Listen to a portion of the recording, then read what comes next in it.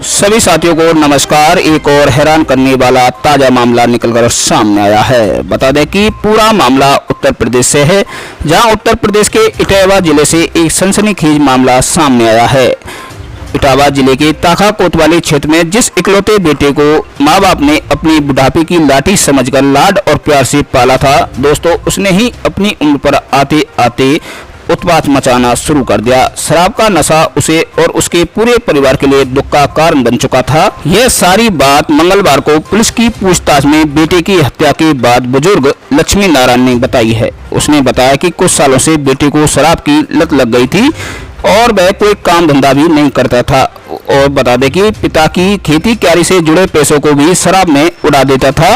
इससे पूरा परिवार दुखी था। दोस्तों शराब पीने के लिए वह रोज पैसे मांगता, मना करने पर अपनी मां और अपनी पत्नी के साथ मारपीट करता।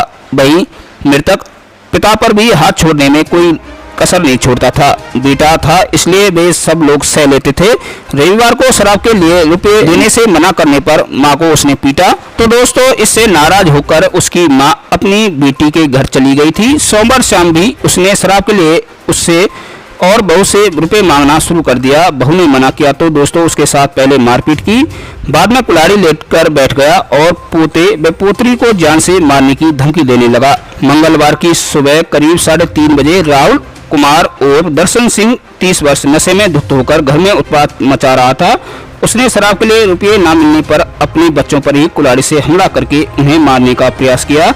दोस्तों यह देखकर बुजुर्ग पिता लक्ष्मी नारायण आपा हो बैठे और उन्होंने कुल्हाड़ी छीनकर बेटे की ही गर्दन पर हमला कर दिया, जिससे उसकी मौत हो गई। वहीं बुजुर्ग पिता लक्ष्मी नारायण की गिरफ्तारी की बात सुनकर उसकी पोत्री गुड़िया 10 वर्ष, अनन्या 3 वर्ष व एक पोत्र ऋतिक 5 वर्ष दोस्तों बिलखने लगे। वह जमीन पर बैठे बाबा के पास जाकर लिपट गए और उन्हें पकड़कर कहने लगे कि हम तुम्हें कहीं नहीं जाने देंगे बाबा।